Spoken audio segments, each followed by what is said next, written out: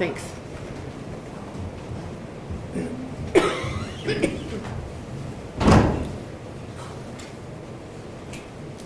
This is State of Ohio versus Larissa Rodriguez, case number 614697. She's before the court today with her attorneys, and the state is also represented.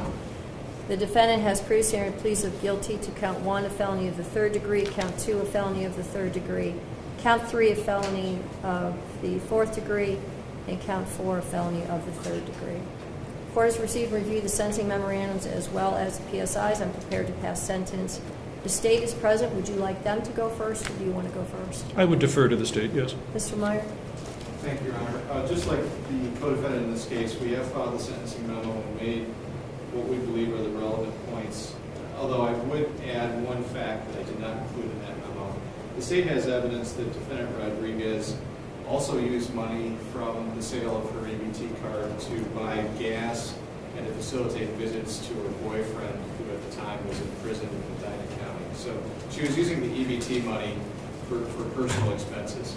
I think that's relevant to the overall request that we've made for incarceration of both defendants. The conduct of this defendant is equally serious, but for different reasons. These were her children, and before any other expense in her life got paid, she had a duty of care to provide for her children. And instead, she sold these food stamp benefits for 50 cents on the dollar to meet her own personal needs.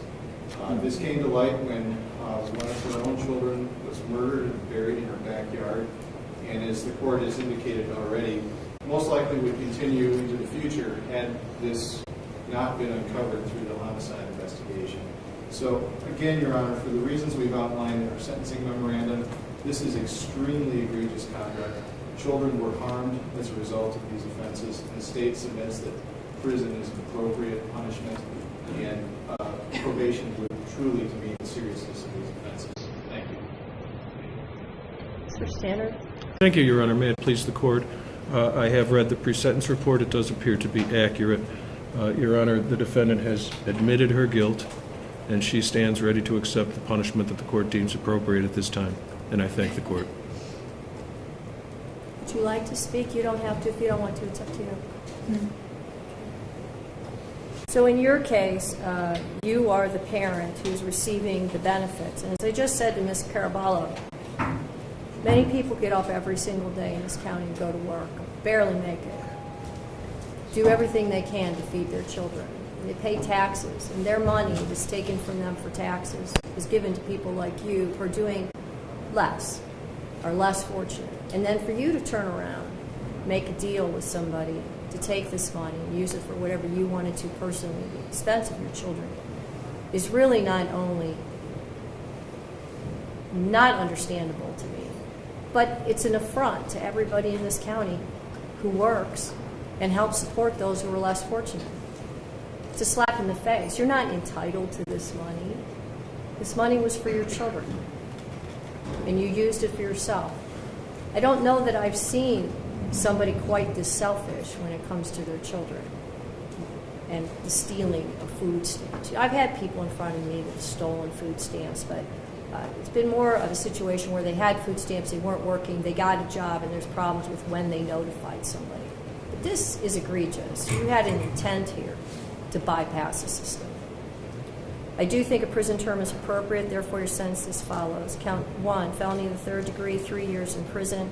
Count 2, a felony of the 3rd degree, 3 years in prison. Count 3, a felony of the 4th degree, 15 months in prison.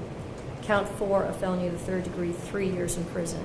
Counts 1 and 4 to be served consecutive to each other for a 6-year sentence.